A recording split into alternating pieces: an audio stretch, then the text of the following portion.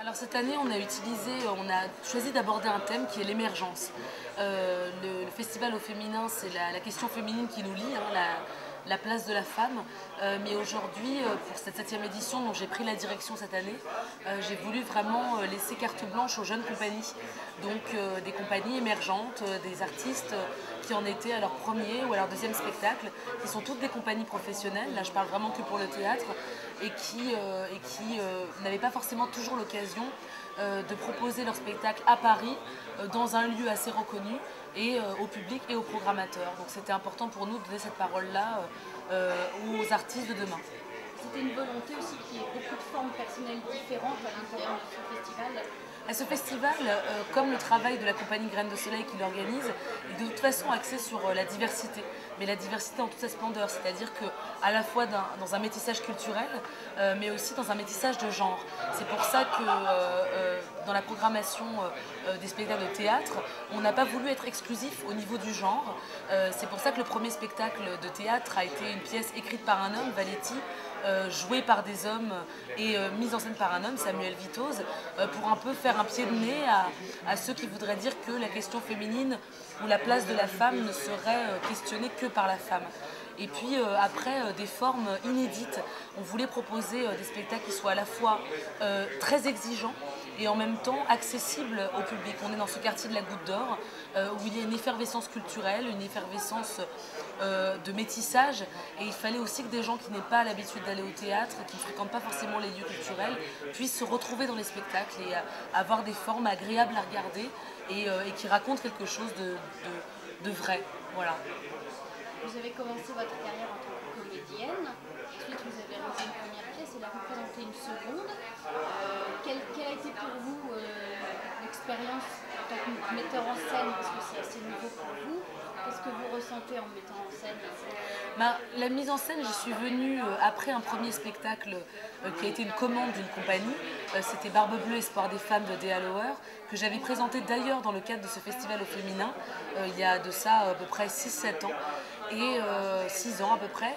Et puis après, j'ai fait la rencontre d'un metteur en scène qui s'appelle Antoine Bourseillet, qui est un metteur en scène d'une autre génération, qui a été l'élève de Jean Vilar. Ça vous donne un peu une indication de temps, et qui m'a vraiment donné le goût de la mise en scène et le goût des spectacles quasi impossibles.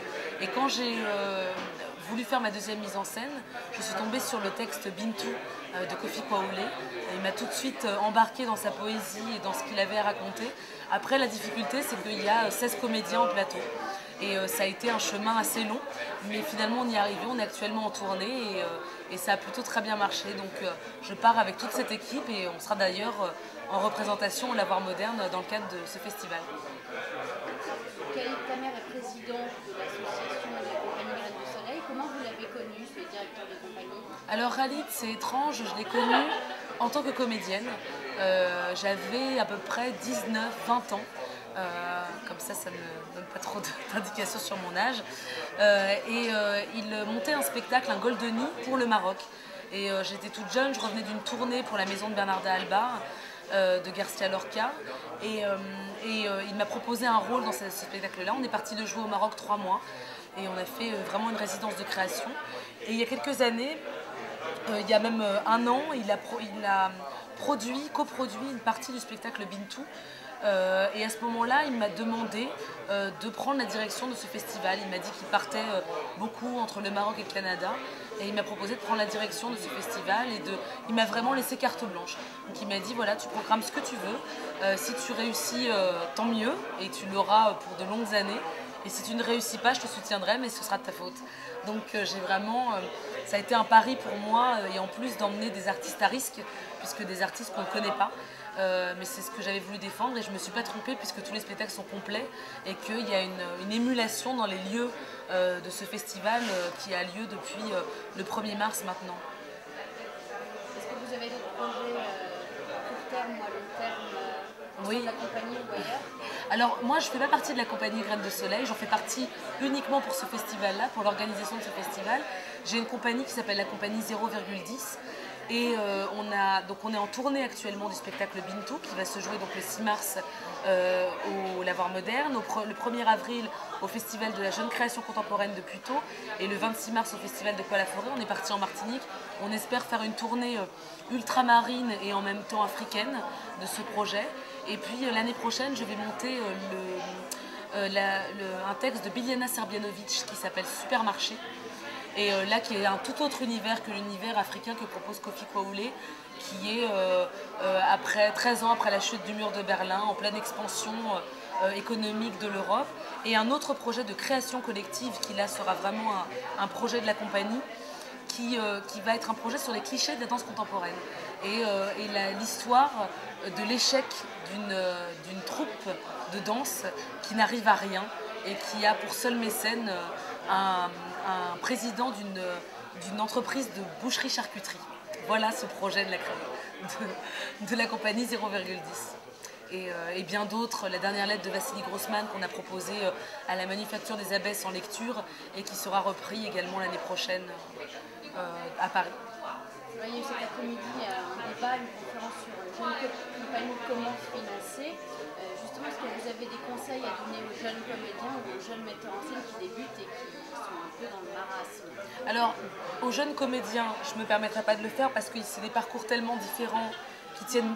Moi, je crois que il n'y a pas de... J'aimais beaucoup cette phrase, je ne sais plus qui disait ça, mais le don, c'est le travail et le talent, c'est d'en reconnaître aux autres.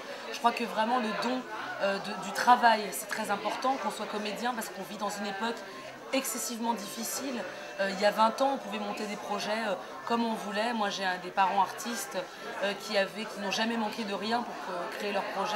Aujourd'hui, on se rend compte que c'est beaucoup plus difficile, beaucoup plus réglementé également.